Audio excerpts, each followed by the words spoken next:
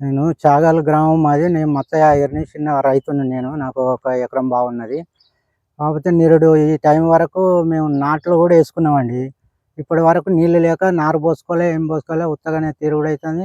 ఏం పని లేదు, ఏం లేదు. అది ఉన్నా గూడా ఇంత ఉపాధి కోల్పోయి మరి కాలువ కింద గూడా కొంత పోయింది మాది. పోంగా మిగిలింది ఇది ఉంటే ఆట పండించుకునేది. ఇంతవరకు నాట్లు లేవు, ఏం లేవు. నారు పోసుకోలే. మరి ఇట్లా చేస్తే అందరూ ఎట్లా బతకాలి అని నేను కోరుకుంటున్నాం. మరి ఏదన్నా సహకరించి మాకు నీళ్ళు వదలాలని కోరుకుంటున్నాను. ఇప్పుడే నిన్న అలికినాం. వాళ్ళ నుంచి కాలువకు నీళ్ళు వస్తేనే మా బతుకు ఆధారు, లేకపోతే లేదు. లేవు నీళ్ళు. రైతులం అంటే మేము పంట పండిస్తేనే అందరికీ అన్నం దొరుకుతుంది. మరి మేమే ఈ పంట పండియకపోతే, మీరు నీళ్ళు ఇవ్వకపోతే మాకు పంట పండదు. పంట పండకపోతే జనం అంతా ఇబ్బంది పడతారుగా ఆకలితోటి.